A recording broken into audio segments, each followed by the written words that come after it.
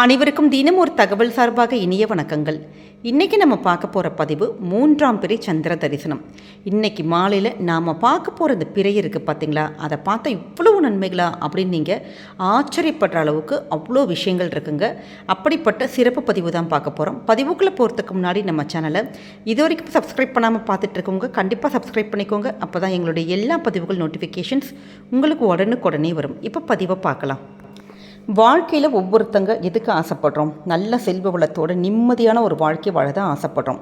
அப்படி நமக்கு அந்த தேவையான ஒரு செல்வ வளம், நிம்மதி, இது ரெண்டையுமே தரக்கூடிய தெய்வங்கள் யாருன்னு பார்த்தீங்கன்னா மகாலட்சுமி தாயாரும் சந்திர பகவானும். மகாலட்சுமி தாயார் நமக்கு செல்வ வளங்களை வாரி வழங்கக்கூடிய ஒரு தெய்வம். அதே மாதிரி சந்திர பகவான்கிறது மனோகாரகன், நம்முடைய மனசை செம்மைப்படுத்தி நிம்மதியான முறையில் வாழ வைப்பவர். ஏன்னு கேட்டால் நமக்கு மனசுங்கிறது ஒன்று கரெக்டாக இருந்தால் தான் வாழ்க்கையில் எல்லா விஷயங்களும் செய்ய முடியும்.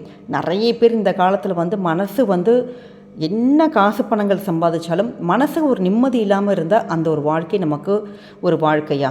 அதனால் அப்படிப்பட்ட நமக்கு மன நிம்மதி வேணும், நம்முடைய மனசுடைய பிரச்சனைகள்லாம் தீர்க்கணும் அப்படிங்கிறதுக்காக தான் இந்த 3ஆம் பிறை சந்திர தரிசனத்தை நம்முடைய முன்னோர்கள் பார்க்க சொல்லியிருக்காங்க. ஆனால் இந்த வைகாசி மாதத்தில் அதுவும் வெள்ளிக்கிழமையில் இந்த 3ஆம் பிறை வந்திருக்கிறது ரொம்ப ரொம்ப விசேஷங்க. ஏன்னு கேட்டிங்கன்னா இந்த வெள்ளிக்கிழமையில் நம்ம பிறையை யார் ஒருத்தங்க வழிபடுறாங்களோ, அதுவும் வைகாசி மாதத்தில் வரக்கூடிய இந்த வெள்ளிக்கிழமை நம்ம பிறையை நம்ம வழிபட்டோன்னா நிச்சயம் நமக்கு செல்வ வளங்கள், நிம்மதி, சந்தோஷம் எல்லாமே அதிகரிக்கும்.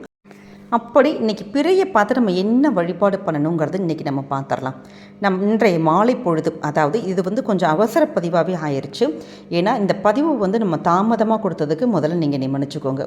ஏன்னா இன்றைக்கி சாயங்காலம் நீங்கள் 6 to 7:30 மணிக்குள்ளே பண்ணுறதுனா ரொம்ப நல்லது. நிறைய பேருக்கு நமக்கு வானத்தில் பிறை இப்போ கொஞ்சம் டெய்லி நிறைய இடத்துல சாயங்காலமான மழை பெய்யுது, மேகமூட்டமாக இருக்கிறதுனால அப்படி உங்களுக்கு பிறை தெரியலை அப்படின்னா ராத்திரி 8 to 9 சுக்கிரஹோரை வருது. அதுவும் வெள்ளிக்கிழமையில் சுக்கிரஹோரை வருது. அந்த நேரத்தில் நம்ம சந்திர தரிசனத்தை நீங்கள் பார்த்தீங்கன்னு வச்சுக்கோங்களேன், ரொம்ப ரொம்ப விசேஷம். இதுக்கு என்ன பண்ணணும்னு கேட்டிங்கன்னா, ஃபஸ்ட்டு நம்மளுடைய வீட்டோட பூஜை அறையில் ஒரே ஒரு தீபம் மட்டும் ஏற்றி வச்சுருங்க. அதுக்கப்புறமேட்டு ஒரு சின்ன ஒரு தட்டில் ஒரு கல்லுப்பு மட்டும் கொஞ்சோண்டு பரப்பிட்டு அது மேலே ஒரு அகல் விளக்கு நல்லெண்ணெய் போட்டு வைக்கலாம், இல்லாட்டி நெய் போட்டு நம்ம ஒரு தீபம் ஏற்றலாம். ஏற்றிட்டு நீங்கள் பக்கத்துலேயே கொஞ்சோண்டு பச்சரிசியும் மஞ்சளும் கலந்து கொஞ்சோண்டு நம்ம எடுத்து வச்சுக்கணும். அவ்வளோதான். நீங்கள் சுவாமிக்கிட்ட நீங்கள் வழிபட்ட நம்ம வீட்டில் பூஜையில் தீபம் ஏற்றுவோம் பார்த்தீங்களா, வீட்டில் சாமி ரூமில் தீபம் மட்டும் ஏற்றிட்டு அந்த கல்லுப்பு அந்த விளக்கெல்லாம் இருக்குது பார்த்தீங்களா, அந்த ஒரு தட்டில் தாம்பாளத்தில் ரெடி பண்ணி வச்சுட்டு அதை அப்படியே நீங்கள் எடுத்து ஒன்று உங்கள் வீட்டோட மொட்டை மாடிக்கு வரலாம், இல்லாட்டி உங்களுடைய பால்கனியில் அப்படி பண்ணலாம். அங்கே போயிட்டு அந்த கல்லுப்பு மேலே ஏற்றி வச்சுருக்கிற அந்த அகல் விளக்கு இருக்குது பார்த்தீங்களா, அதை நீங்கள் மேற்கு பார்த்து அதாவது சந்திரனை பார்த்து நீங்கள் அந்த கல்லுப்பு தீபத்தை நீங்கள் அப்படியே கீழே வச்சிடுறீங்க. அவ்வளோதான். முடிச்சுட்டு அந்த அட்சதை நம்ம கலந்து வச்சுருப்போம் பார்த்தீங்களா, அட்சதைங்கிறது என்னென்னு கேட்டிங்கன்னா பச்சரிசியில் கொஞ்சோண்டு மஞ்சள் விட்டுட்டு ஒரு சொட்டு நெய் விட்டு லைட்டாக கையில் பெசறிட்டு அதுதான் அட்சதை. அந்த அரிசியை உங்களுடைய உள்ளங்கையில் வச்சுட்டு அதில் ₹1 நாணயம் இல்லாட்டி ஒரு ₹5 நாணயம் அது மட்டும் நீங்கள் கையில் வச்சுக்கோங்க.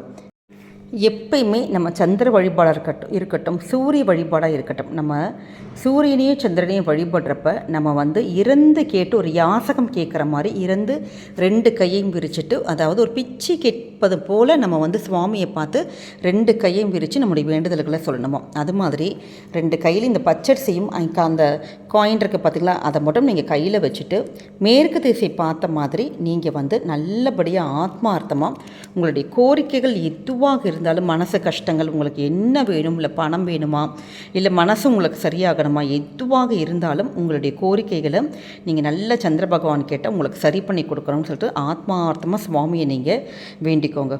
வேண்டிட்டு இந்த பச்சரிசியை நீங்கள் அந்த மேற்கு திசை பார்த்தவாறு அப்படியே வானத்தை பார்த்து லைட் அப்படி தூவி விட்டுட்டு நீங்கள் அந்த தீபம் இருக்குது பார்த்தீங்களா, நம்ம உப்பு தீபம் வச்சுருக்கோம் பார்த்தீங்களா, அதை நீங்கள் எடுத்துகிட்டு நேராக சுவாமி ரூம்களை கொண்டு வச்சுருங்க. அந்த ₹1 காணயத்தை உங்களுடைய பர்சுக்குள்ளே வச்சுக்கலாம், இல்லாட்டி உங்கள் பீரோவில் வைக்கலாம். உங்களுக்கு இல்லாட்டி நீங்கள் கோவிலுக்கே போகிறீங்க, அந்த கோவிலுக்கு இந்த ₹1 நாணயத்தை நீங்கள் பயன்படுத்திக்கலாம், உண்டியில் போடலாம், எது வேணாலும் நீங்கள் செய்யலாம்.